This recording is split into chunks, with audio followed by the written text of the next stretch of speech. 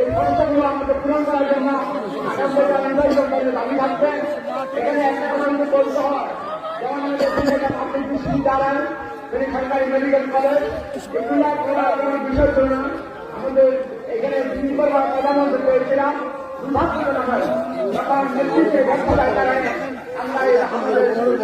হয়নি।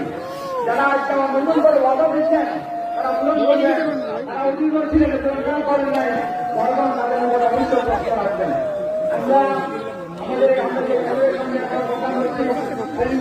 সমস্যা রয়েছে, এখানে 22,000 ছাত্রছাত্রীর জন্য এক ভবন নেই, এটাকে কারণে ছাত্ররা আপনারা ভবনে ক্লাস করতে পারে না। এখানে যতগুলো শিক্ষক শিক্ষক নেই, ভবন নেই, শিক্ষকদের কর্মচারী নেই, এই বিষয়ে আমাদের স্বতন্ত্র সমস্যা। এই জন্য আমরা মনে করি এই সমস্যার আগে সরকার প্রদান করবেন, কাটিয়ে আমরা আমাদের 3 জনকে এখানে ভূমিকা আসবেন। এরপরে আমাদের